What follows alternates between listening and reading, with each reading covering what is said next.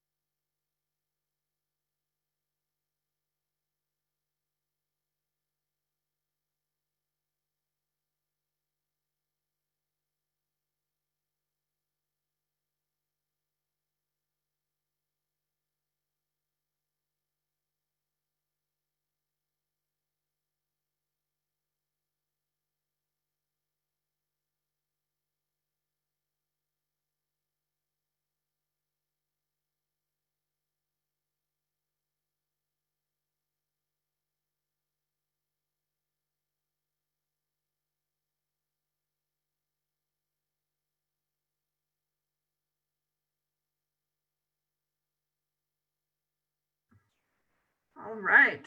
Good evening, folks. It is 7:30, and we will get started with this webinar, an update to the 4-H community.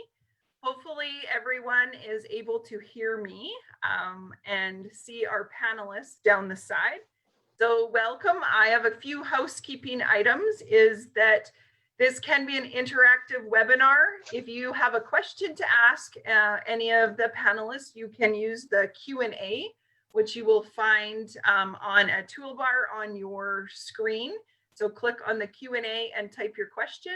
If you would like to chat or just provide a comment, you're able to do that in the chat. But if you do have a question, that's where we'll be monitoring the questions and answer them at the end of the webinar. We'll also look at Facebook Live if there's any questions on there as well. So if you, again, that's if you have a question, use the Q&A. We are recording this webinar. It will be posted on the 4-H Alberta YouTube channel, either later this evening or tomorrow. And it is also on Facebook Live as well. So with that, I will turn it over to Kim McConnell, Interim CEO for 4-H Alberta. And you can take it away, Kim. Well, thank you, everybody. And you can hear me, Suzanne? I'm in good shape? Okay. So good evening, everybody. And thank you so much for taking time out of your schedules on a Wednesday evening to be with 4-H. It's a great organization, and you can certainly tell by the number of people that are on the call tonight that there's a lot of interest in this organization. So we thought that it would be an interesting time if we would give you an update on where are we with where are we with 4-H in Alberta, and go from there. I want to this is the first of these kinds of things that I've hosted. I hope this is of value. I'll say right at the beginning, if there's, then I sure look forward to that, because I suspect that this is the kind of thing that we could do a little bit more of going forward. The first thing I think we have to say is thanks. Thanks so much to so many people, and thanks so much for your continued commitment to the 4-H program, to your 4-H clubs, to your 4-H members, to 4-H in general.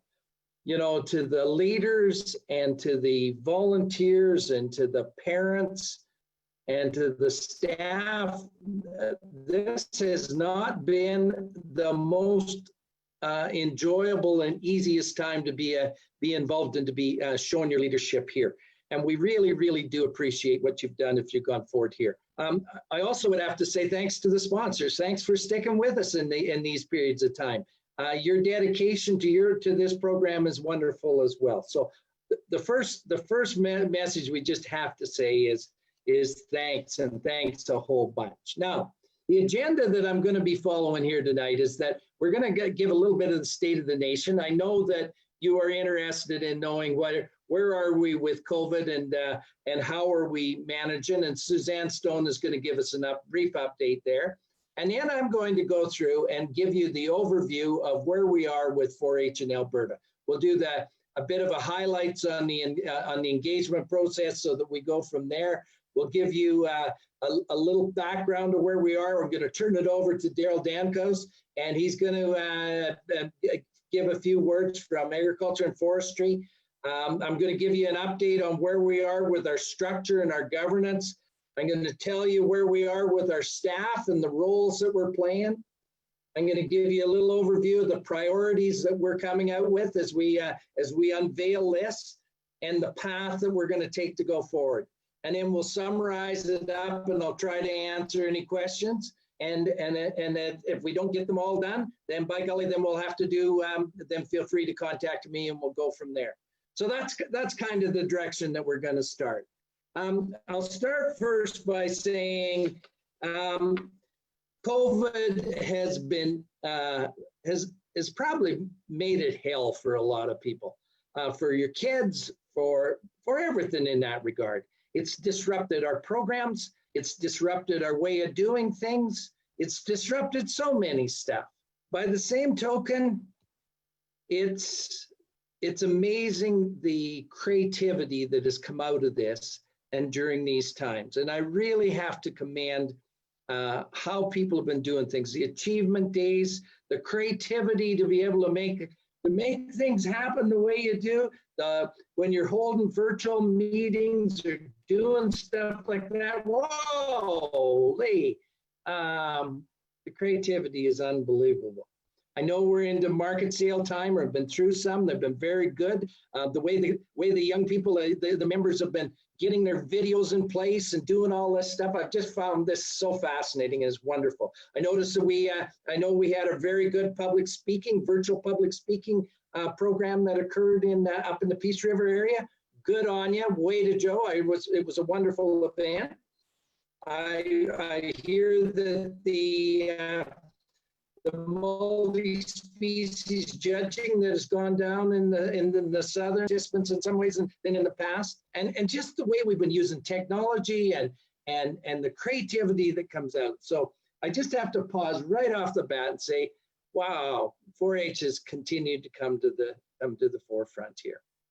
Now, Suzanne, I'm going to turn it over to you here right now, and you give them an update on, because this is causing this. We gotta brief them a little bit. Give them a little more update here where we are.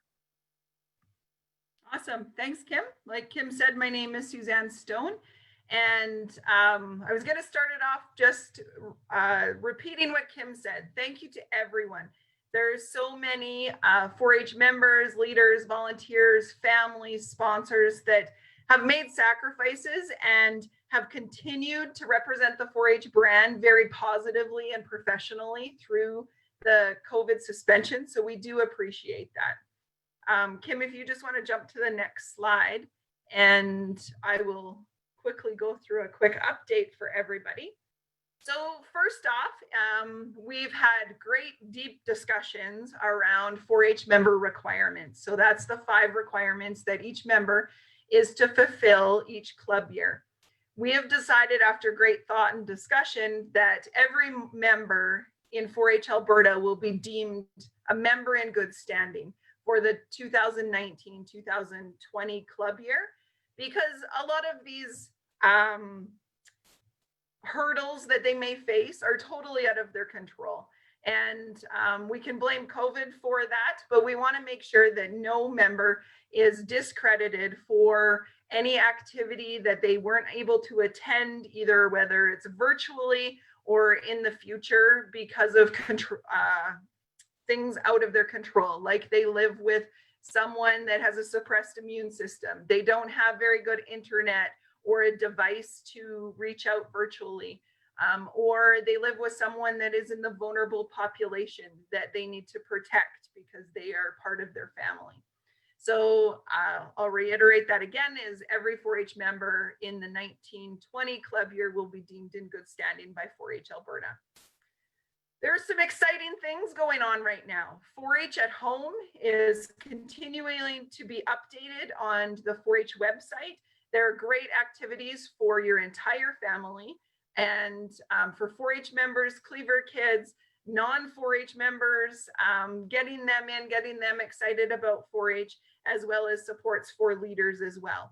So we encourage you to check that out, and it's on the 4-H website, and it's updated sometimes daily. So make sure you're checking that out and exploring everything 4-H has to offer at 4-H at Home. The next exciting part that gets me really excited, and a ton of 4-H members look forward to, is the summer. Some members join so they can be part of summer programming that 4-H offers. And this year will look a little bit different, but we do have an exciting lineup. Our summer staff team, as well as our 4-H team across the province, has been working really hard, and they will be providing a fantastic virtual camping experience. And our livestock committees will be providing a virtual learning opportunities for members of all ages at the Beef Heifer Show and the Sheep Show. Those opportunities will be found on the 4-H website. And even though you didn't sign up for camp previously to COVID, you have an opportunity to join. So there'll be junior camp, combined camp, intermediate camp, a virtual summit for senior members, as well as the Beef and Sheep Show. So we're excited for those opportunities. Stay tuned, because our summer staff and our staff team are working really hard on bringing you a new experience in the summer of 2020. Now, I have some dates on the screen, and it's the first one is May 28th to the 22nd. So during that time period, it will continue to be a suspension for in-person programming, just as it is now.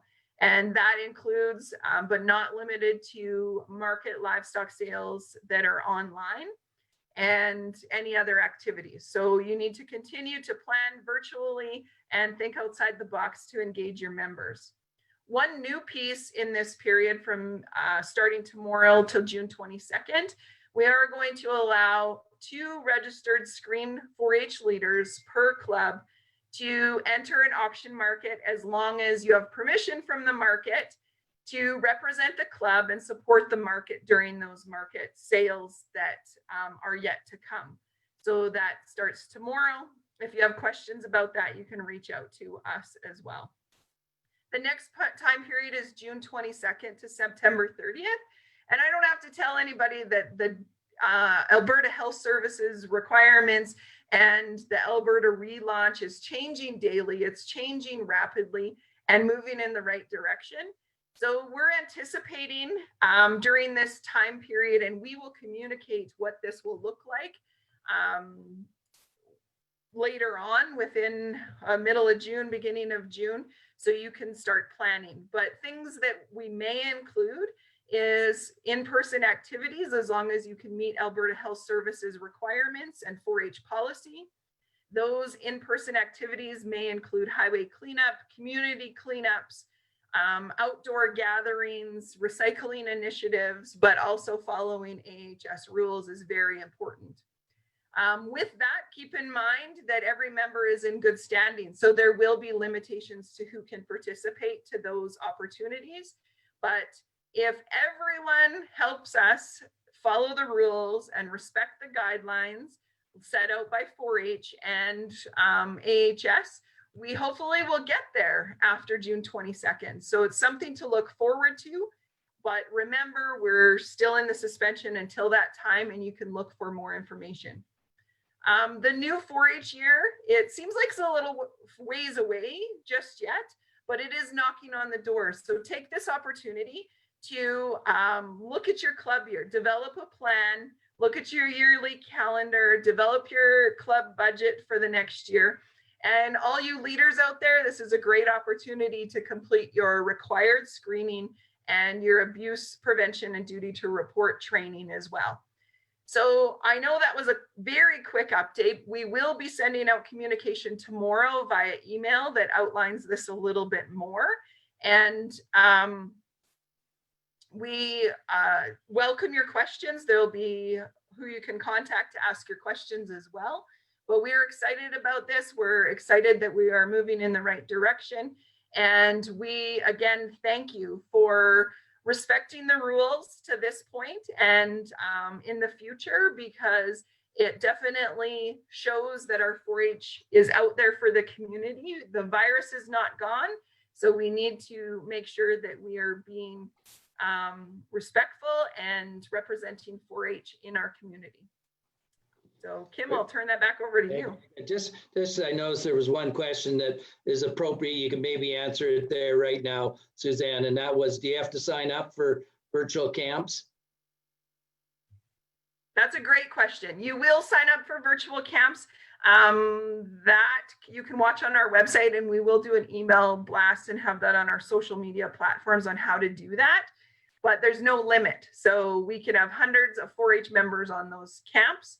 And as of right now, there may not be a cost unless we plan something that costs something. So it'll be a great opportunity to get a taste of what camp is to offer.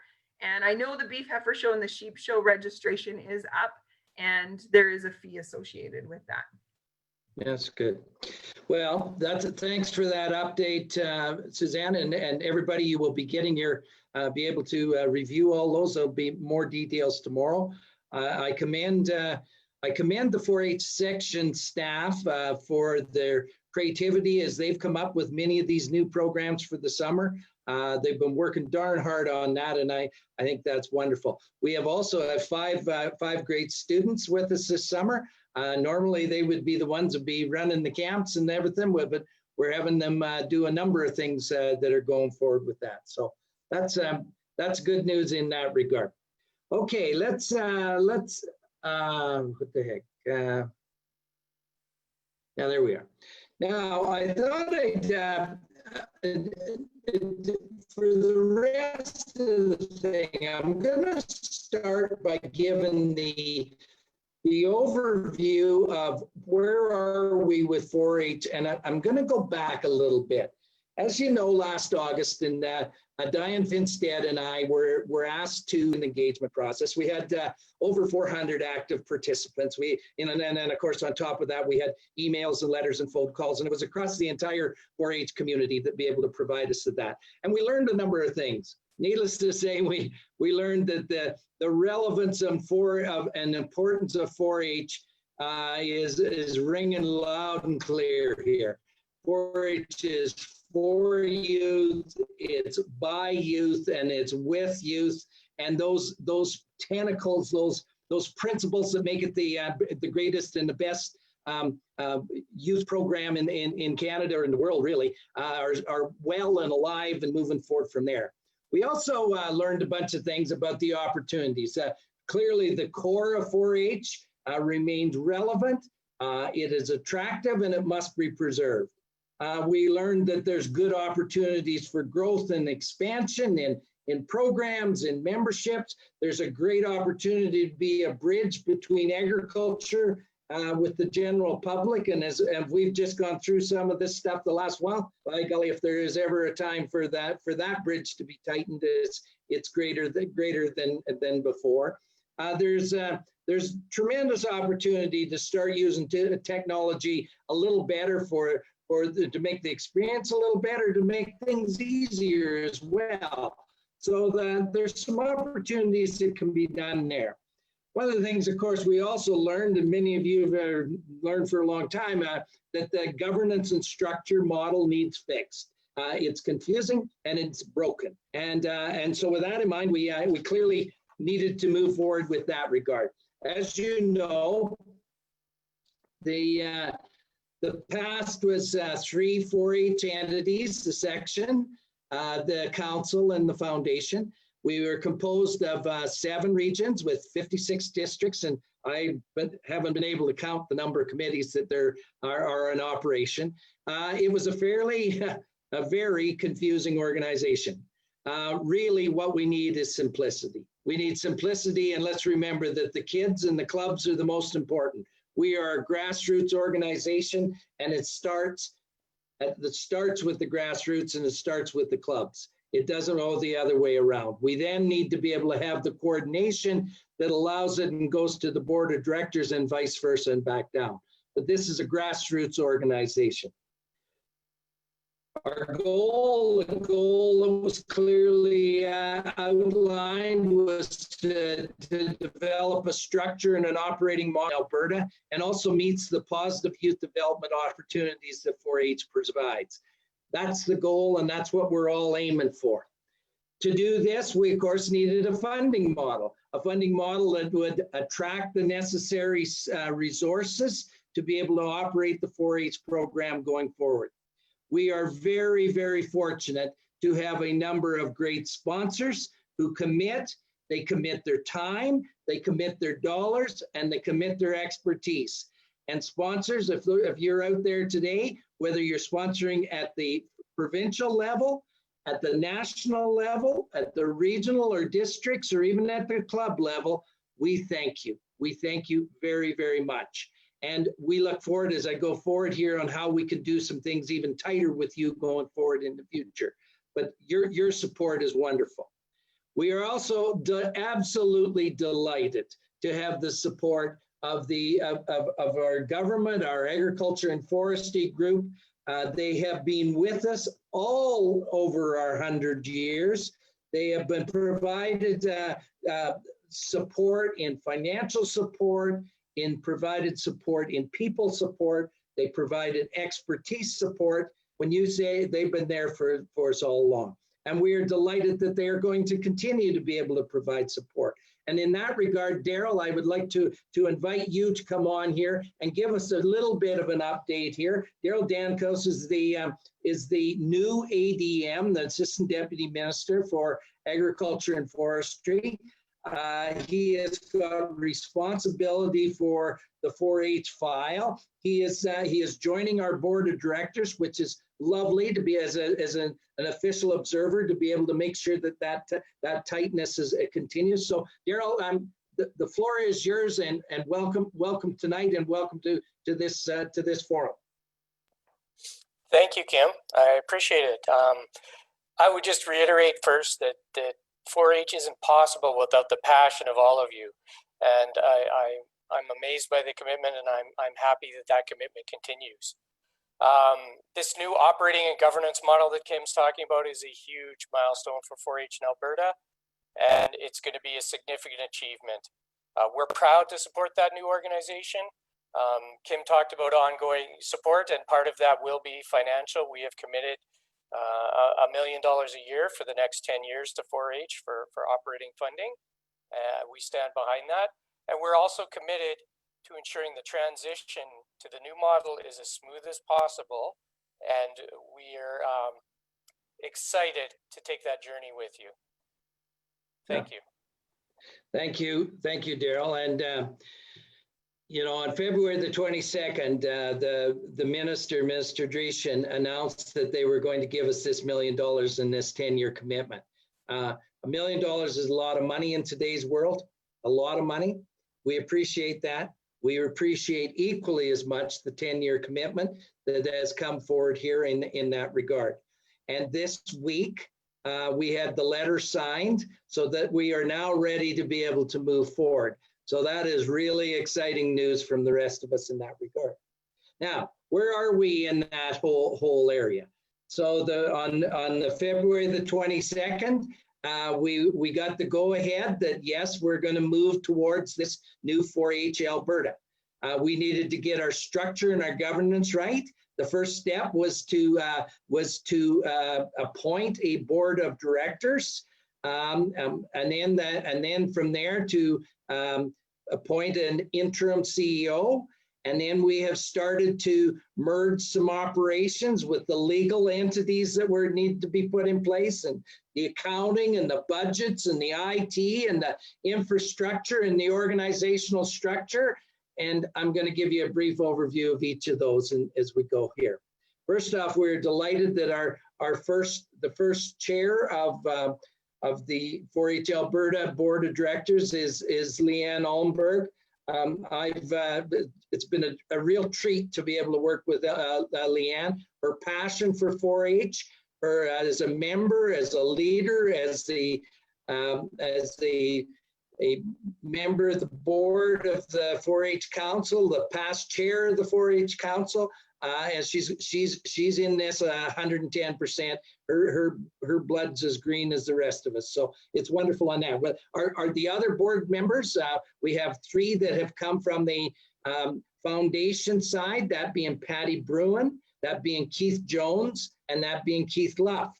We have joining Leanne from the council side is Nora Polowich and Andy Pittman. And then there are 2 new ones, being Kathy Price and Nick Harsula. So this is your board of directors, folks, for the initial group. These were appointed at the upcoming annual meeting, which will probably be in about a year from now. Then we will be moving in and we will be having the elections for these various positions. And as we move down the system here, then we will be unveiling as to how do we go about doing that. But that's your board of directors as to where we go from there.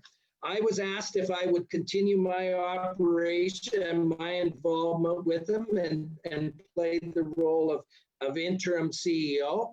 And that's what I am doing here, or trying the best I can to do here right now.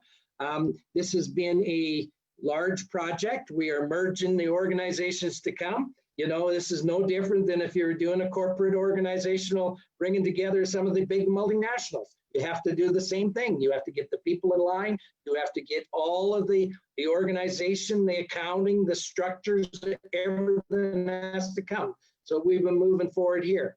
I am a staff of 1 today, but thank goodness that I've had the support of all 3 of the organizations, and specifically for me with Suzanne Stone, Diane McCann-Hiltz, and Mark Olson from the foundation. They have been absolutely wonderful to work with. They are as committed to this whole process, and as Daryl had outlined a little earlier, the passion to make sure that we keep this going forward. I just have to commend every one of them as we're doing here. I would also say, now where are we with the CEO update? We are doing a search. A recruitment firm has come for the CEO. It closed on Friday. With 43 applicants from across Canada. Some very, very senior people involved have applied. Today we had the first look at this and are starting towards the process and the interviewing stage that we're coming forward there. I would suspect it'll be at least another month or 6 weeks until we have somebody in place, maybe even longer, depends where it is. But I can tell you that the process is moving forward with the CEO. That is an important position. That's the one that would be the one that brings it together and makes things move forward in that regard. From an operational perspective, I'm going to give you an operation on the people. I'll go that in a little bit more. We also have the home base. What we have learned the last while with COVID is that, you know, you don't necessarily need everybody in the same office all the time, that we can do different things in that regard. We are going to have a home base.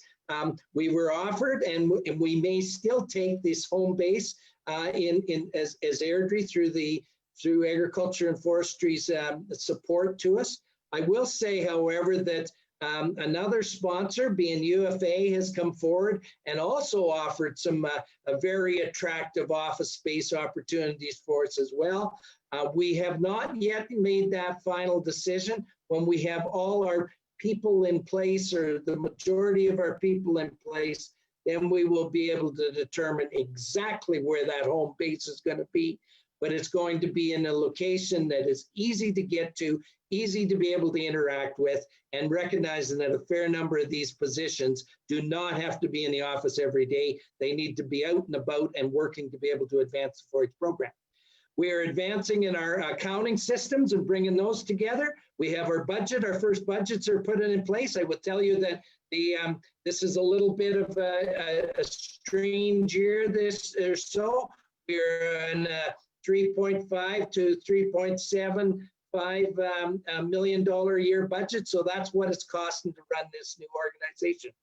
We have to get a key element in this is to get our website, and we're moving forward on the development of a new website. We have a task force is in place. Amanda Hardman, the young Premier Award winner from 2019, is chairing a committee to people to look in. They have leaders. We have other people. We want insights as to what kind of a website do we need to have to be able to make things go forward.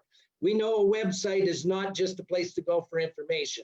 A website is really an important component of how 4-H is seen by the community, how you can get your information. We got to get that right. We hope to be able to have that new website up and operational. The old ones will continue. They'll still be able to be on that, but be able to turn the switch well before the new 4-H year in the fall. We're looking at the databases and bringing those together on how we can do it. And we're also looking at how can we do the modernized communications and maybe some of the programming things that we're traditionally have always had in hard copy and then mailing things out. How can we do this more in a modernized way? And all of those things are advancing and advancing fairly quickly. Now to the people plan. 4-H is about people. 4-H is people. We got to make sure that the staff that we have that are on this is also on the people moving in the right direction with that as well. The organizational chart that we have is very streamlined. It is the board of directors. There is one CEO. We have the chief financial officer. We also will have another chief programs and delivery. We are bringing the programs and the delivery of these programs and the support to the clubs in the country. We're bringing those together and tighter. And I'm going to talk about that in a little bit more. You'll also see fund development. You'll see marketing. You'll see administration, the community relations component of that. And then we also have the camp, and it's more than camp. It's the Alberta 4-H Center. Alberta 4-H Center is not, as you well know, is absolutely stunningly gorgeous place. And I'm told that the people, the Trish and Dawn and staff out there have just got her shining like you wouldn't believe these days. But this is a center that is important to 4-H and the 4-H program, but it is also a facility that can add a whole bunch to the communities, to the province, to the whole other areas. And we need to take this 4-H or Alberta 4-H Center and give it another little boost here, because it has the opportunity and should be a little busier than it is, doing more things than it is, and contributing back in a way that could be that's good for everybody else. So there is a plan in place for that, will be in place for that. That function will directly be reporting into the CEO. And of course, it'll be supported by the programs and the finance and the marketing that we have of 4-H. So we have the structure here that is fairly lean and mean and moving in that regard, the center that is moving from there. I want to talk more specifically, though, about the people plan. I've shown you the org chart in general terms, but as we bring the 4-H component of this together, there is programs and there is the delivery of programs. And when we look at the programs themselves, we are looking at how do we maintain the programs that we have? How do we take those and make them a step better than they have? Bring some new life into some of the programs that have been around for a long time, and then elevate that even further. There will be more people devoted to the 4-H program section than there probably has been in the past. And we will also make sure that we have our program and our provincial advisory services that are revamped and be able to support those and take our programs to another level. So whether it is the beef program or whether it's a life skills program, whether it's new programs that we can be bringing in, this is a key component in bringing that forward. And then we have to be able to deliver those. And we need to be able to deliver those in a way that is meaningful in that regard. I kind of got a little ahead of myself here. I just should go back here to the org chart. Just on that, we've opened, as you well, or many of you know, we opened up applications for that. We had over 300 applications, and many of the applicants applied for multiple jobs. This was a huge job of being able to review, put them into short lists, to be able to say where we are, how do they line up. All of the interviews have been completed, and tomorrow I will be starting to make offers. Tomorrow. So we're moving forward in that in a big way. Before I leave that, I want to say clearly, there's a number of people that have chosen not to apply. So a number of existing staff have chosen not to apply for the new organization. That does not mean that their hearts are not in 4-H. I commend them greatly for what they have contributed and what they continue to contribute. They are the ones that have really helped to be able to make this go forward, and their continued commitment is needed, and we thank you in advance for that. We thank you for the past, we thank you for the present, and we thank you for your ongoing support that we're going forward here. But there is a new team that is coming in place that I showed you about. I talked to you about the staff, the programming with the staff that are passionate about 4-H and positive youth development, and the provincial committees that are delivering that. The priorities of these is to revitalize existing programs, to bring the new programming in place, to make sure that we have the summer programs that Suzanne talked about a minute ago, that they're humming, and also that we launch this fall, and we have not only strong programs, but we will even take them a step further. They won't be as good this year as they're going to be a step up, I hope, this year from where they were in the past. But not only, they will be continually better, and that is the commitment that we're giving to the programming key component. Then we have to deliver them, and we have to deliver these in a way that is easy and makes it fun and meaningful to the clubs, to the leaders, and to the volunteers. This delivery system must be streamlined. It must be simplified. We must communicate.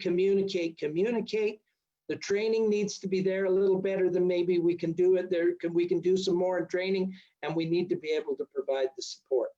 There are going to be 5 area coordinators throughout the province. I would wish there was 105, but there's a budget allows us to be able to do this. This is a very key position, the area coordinators. These are the people that'll be connections with the clubs, with the leaders, and with the volunteers. They will report to an area manager. The area manager will also have responsible for training, not just the training of the coordinators, the training of volunteers and leaders, and they will also have the oversight on the accreditation program, which is increasingly important for everything that we do for so many different ways. So this area is a key component, and it comes in, and the delivery of the programs, the programming themselves, coming together, streamlined, simplified, communicate with some additional support and training. That's the direction that we're taking this. Now, let's move on to that.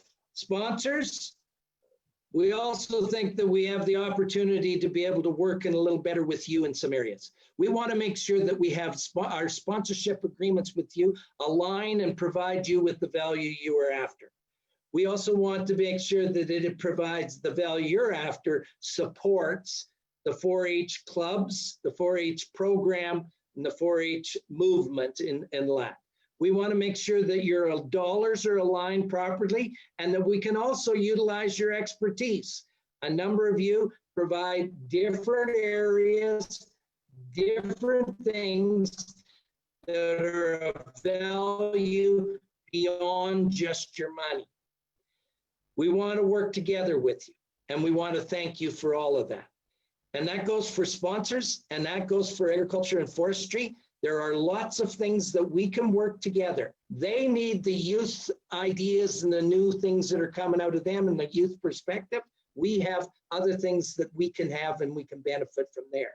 So the sponsorship programs, I think, it will be under, we're having, how do we make them come alive as well and go even further than they have? And that is certainly no disrespect on where we've been in the past. Wonderful, wonderful things in that area. I want to also talk about the back of house support that I'm talking about. This is the finance to make sure that we're on top of those things that are moving forward there. This is the registration system. We can, how we can make sure that people are registered and it's simpler and easier to move forward with that, that we're in compliance with safety and all the other areas, and the administration to be able to move it and support the back of the house. Parts that often don't get the recognition and the respect that they often need. We also need to look at our marketing and communications. We have the opportunity to elevate awareness of 4-H program. We are clearly, when you see the number of people that have applied for the jobs and why do they want to do that?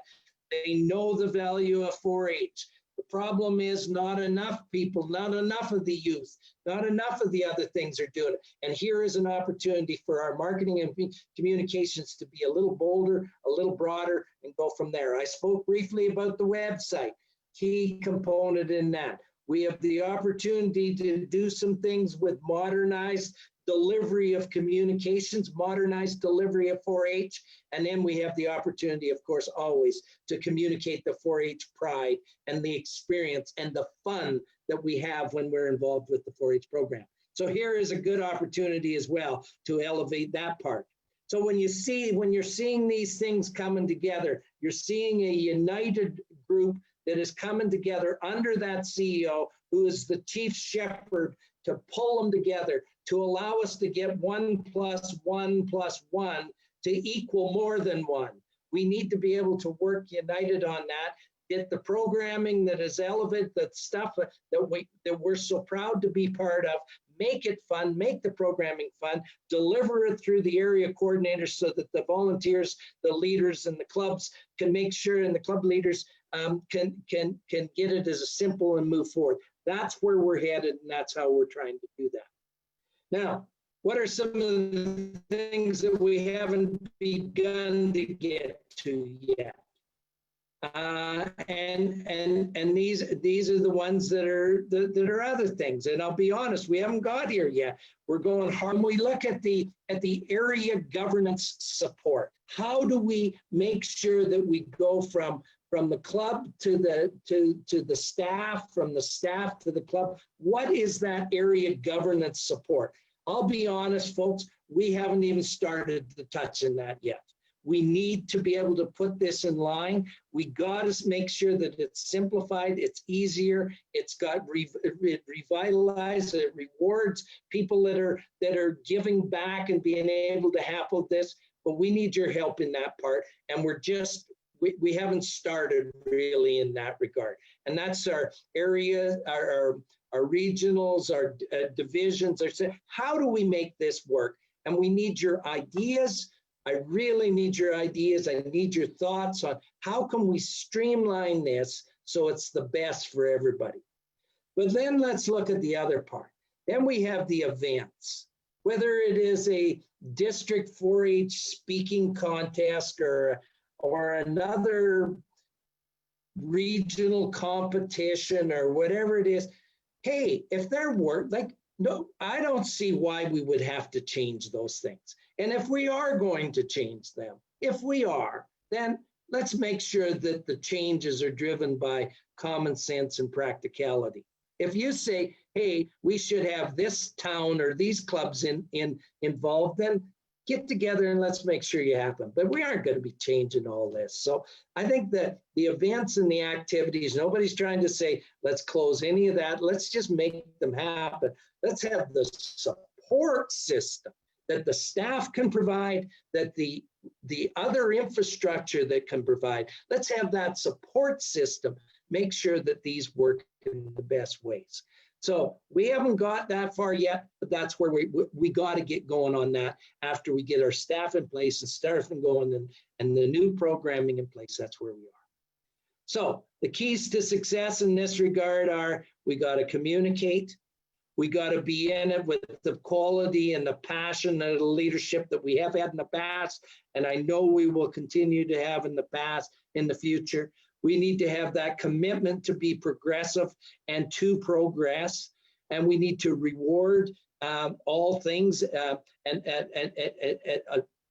be rewarding of the time and the dollars that are being invested, and we have to make sure that we continue to make it fun and make it simple. It's a wonderful, wonderful program. The kids love it. The programs are great. We can make them better.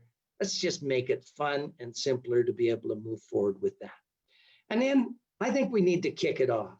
And as we get towards, and hopefully the COVID will allow us to, we need to have a celebration to kick things off and get them going. And then we need to once a year, at least once a year, have an event of some sort where we can all come together, where we can have meetings and training and award shows and utilize the wisdom of the senior members to the senior leaders to be able to help and advance that. We need to be able to move that kind of stuff forward. And when we do that, then 4-H will continue to even take where we are today and even move to another level. So in my mind, and I hope in yours, you would agree that it's an exciting time. It's been so inspiring for me and the board to be able to listen to see the number of applicants that have come in, the number of people that want to participate, to be able to see the excitement they have, to be able to watch and see how the members are having fun in the COVID times. And let's make sure that we keep that going forward, and let's make sure we have more fun than that, even going forward in that. So folks, that's the update that I basically have. That's the thank you that I extend to you from the bottom of my heart, and from everybody in the board and the staff and the members. Thank you for what you're doing. And Suzanne, if there's questions, well, look at there's my phone number, there's my email. Feel free to write it down. If you got a question, you think we're going in the wrong direction, well, point it at me. It's on my shoulders right now. And we'll see if we can do it and move forward and where it is. We need your support. We welcome your support, and keep her going. So Suzanne, what questions do you have? And then we'll wrap her up here. Okay, there's a couple questions first. One is around scholarships. There was a comment and a question around scholarships. Club has a scholarship fund with the foundation, and they would like to manage those funds in the future. So how can they receive the funds, and how soon will that be? Okay, so right now the whole scholarship, we're just starting to move over that whole the integration of the three organizations actually. And so when you look at the foundation and the scholarship foundation and that I think we will get the update from let's call it the old foundation on that, and that's some area that'll be coming forward. I would suspect in the next month or so we would be able to give a better and a more timely update on that part. On where they are, how they are going, how you want to be able to manage that part going forward in that regard. I think that we haven't really got our heads around as much yet. Whoever asked that question, I will say this though: when it comes to scholarships, I think last year there was 260 some scholarships given out, 239 scholarships. I think it was 200, like over $250,000 worth of scholarships. When you stop and you look at the number of people that have, number of things like the Elmer and Ona Hansen Memorial Fund. That one I should add is that that's a big fund. That's a big scholarship, and I encourage everybody out there to promote that one, because the applications are open on that one right now. So go forward with that. The rest of them, I think, the rest of the scholarships, and help me a bit on this, Suzanne, but I think the rest of them are more over the summer, and we'll get into the fall when they start distributing that. But I know nominate from that, and then as far as the tightness on the overall scholarship fund itself, that will be coming out when we get that information there. Okay, other ones. Awesome. Next question is 4-H regions are looking forward to their new 4-H year. They're planning their regional activities and setting their budgets and dates. Tis the season to do that for a lot of our regions. When and will there be revised regions? When will they be formalized and announced? So if you go back to where I was on my next steps, as I indicated on that, that's an area that we really haven't touched at all. And that's an area that we need to do. So right now, the regions will stay as they are to be able to operate in that regard. There will still be 7 regions and moving forward with that.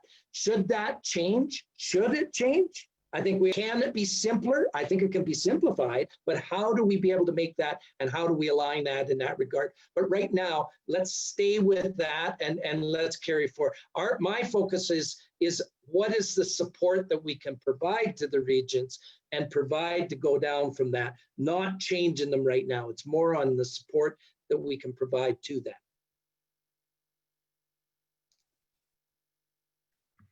Awesome. So they should continue as planned for the current time being. Is that what you're saying? Yeah. Awesome. Now, Suzanne, maybe let me add, continue as planned in that regard. If you got some new programming or you got some new things that you're needing, our job right now is on the support of that. So if you have questions on that or needing some additional support, that's where we'll reach out. I may not be able to get back to you tomorrow on that because of us putting the new infrastructure in place, the new people in place, but that's what we want to be able to do, is to provide you the support that you need in that regard. So ask, and we'll do the best we can there. Great. 2 more, and they're fairly quick. So one of the questions was around summer staff, and asked if we were talking about summer programming. So I can probably answer that one. Yes, summer program planning is well underway. We have 5 summer students that are working on virtual opportunities for all ages of 4-H members. They're a virtual junior, combined, intermediate program, and a virtual senior program summit for senior members, as well as the Beef Heifer Show and Sheep Show. Their registrations are up, and to join that learning experience through those shows. So check out the website, because all the registration details that you need will be on there. So I like that question because it is really exciting for our summer staff to be planning those, as well as engaging members that may have not had an opportunity to go to a summer program, and get them excited about next time. There's 2 more. I lied. What will be the role of the current key leaders under the new program? I'm sorry? What will the role of key leaders be in the new program? Key leaders play a key role. They're the interface in the between the clubs and the areas. They're the ones that'll be working closely with the area coordinators.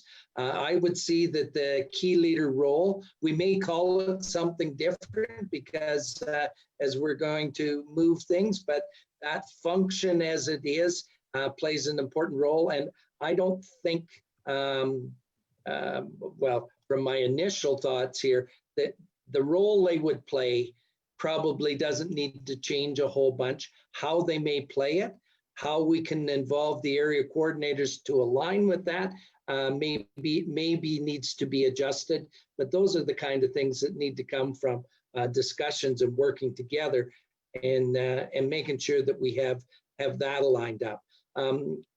We need to, they play an important role to revitalize things and to make sure that it flows up and down. And let's make sure that we have that right.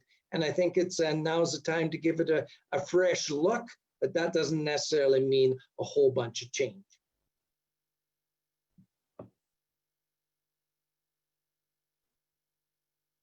You're on mute. I said, are you still game to go? A few more questions just come. Oh, sure. Yeah, okay. I'm fine. Sounds good.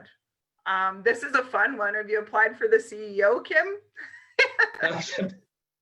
Let me tell you, the pay is the pits. I'm doing this for $1. So no, I have not applied for it. I have worked hard. I believe in it, and I'm a big supporter and wanting to do that. But look at the color of this guy's hair. We need a new, fresh face that is going to be able to take to the whole thing. My job is to try to be able to get us in place so that we can move that part to the next area. But no, I have not applied. And to be quite honest, there's a lot better people than me. Thanks. I thought that was a fun one. Does everyone on council have grassroots 4-H experience? That the board, I believe they're talking about. Yes, I think everybody has a lot of grassroots experience. Everybody was a member. Everybody, most of them were leaders. The council, of course, folks have come in, and the foundation, they've all played a role in that. And yeah, some of them were summer students and did all that. So no, I'd say, yeah, they're in all the way. Yeah, and by golly, have they been working? I got to commend them. We meet often. They're providing great input and yes, sir, where we're going. No, I should say we haven't got Daryl fully incorporated here yet. We'll be getting that in the next, as we're up and operational, and then he'll be coming from there. So I can't speak to him on his 4-H experience, but beyond that, yes, we certainly all are. I will say also that the deputy minister and the minister are also very proud supporters of 4-H as well. So yeah, there's the blood in the organization is green. Okay. How long will the transition period be to ensure that we do not lose the knowledge from the past staff to the new ones? Well, there certainly is a commitment, as Daryl has outlined, and Diane and the staff are carrying on and doing and doing there. I will say that you know, the individuals, if they're going to take on some other jobs, then I suppose then I'm not sure I can answer that part on what their individual component is. I would say that my job is to get the new people in place and get them up to speed as quickly as we can so that we can have that transition move as easily as they can. I will say there will be a bunch of new faces, but there's also a whole bunch of experience that we will be offering jobs to.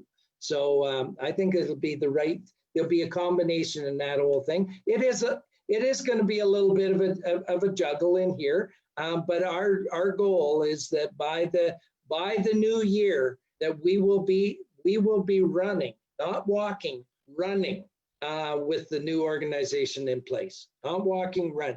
We'll be starting to walk fairly quickly, fairly soon, but we will be running as a new organization fairly, but no later than the in tandem with 4-H.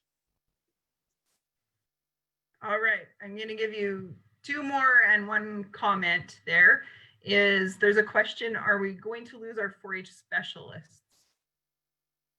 Well, we're certainly losing the name 4-H specialist. The area coordinator is the 4-H specialist. There will be many similarities between the area coordinator and the 4-H specialist. The difference would probably be they will be focused, maybe a few things focused a little bit different as we streamline the thing, but they are the 4-H specialists that in many ways that you've had in the past. We've called them different because the job is a little bit different. They're responsible for managing and coordinating 4-H in that area and helping the whole system move forward. Again, as I said, this is the delivery mechanism. The delivery mechanism that be able to take the system up and down, and they play a very important role, as did the 4-H specialists. But this is a key area. Okay, one more, and then we will do a comment and wrap that up. Is that will new board members be made up of the corners of the province, north, south, east, west, and central? I'm not sure if that's a comment or a question there. So where do those board members come? Yeah, so as we move into the next steps, as I talked about there, then we need to make sure that we get the nomination process and the whole works like that. I heard loud and clear when we were doing the engagement process that we wanted geographical representation.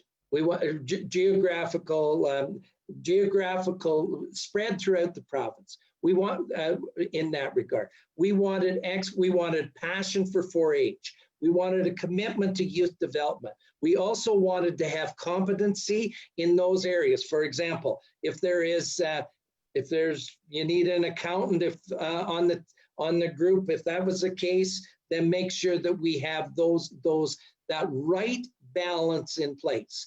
We also heard in that engagement process that we also think we need to have some youth, or at least one youth person on that. So as we go forward here, the board will be balanced. Geography, diversity, age, but not balanced in the other area, being they are all in on 4-H and positive youth development. All right, and then there was a question about, it would be, I'm going to paraphrase this one, but it was around review of current opportunities, projects, and to make sure that 4-H will be more inclusive and not exclude any types of clubs or projects. So that's around planning, under review, embrace new opportunities for sure. I'm not sure if you can see that one, Kim. Well, I guess I'll go back and look at it and talk first about the programming. I think the programming, let's not throw the baby out with the bathwater, folks, here on the good pro. By the same token, there's ways that we can improve and do some things in that. That's in the programming side. On the execution side, on the implementation side, on the delivery side, we got to make sure that we're getting those out and we're properly trained and go forward from there. And then on the club end of things, and on the, we have to live to 4-H standards. 4-H standards are about inclusivity. 4-H standards are about excellence. 4-H standards are about building and wonderful citizens. We got to make sure that we're living to that.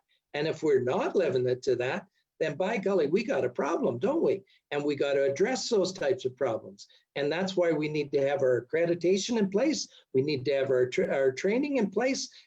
And we also need to have any I don't know what, I shouldn't call them complaints. What do you call them?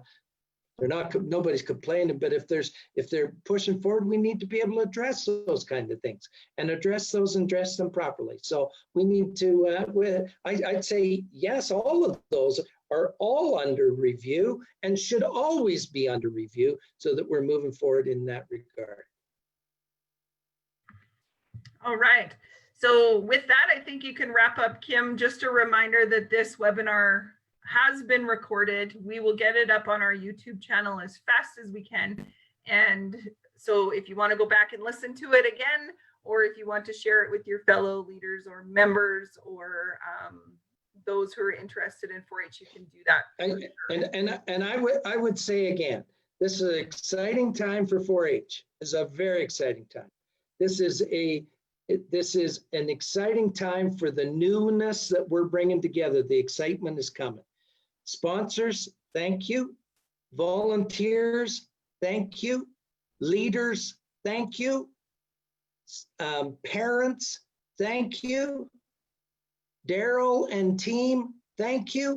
And staff members, thank you in that regard. That's my number. If you think we're going in the right direction, give us a shout if you wish. If we're going the wrong direction, give me a point and we'll do the best that we can. And if you think that this is the kind of event that we should have more often, then I have no problem doing it. And if you then tell us when, and well, next time we can be a little more specific on a topic if you want to go from there. But hopefully this was of value to everybody here tonight. Again, thank you very much for your time, and I sincerely appreciate it. Good night.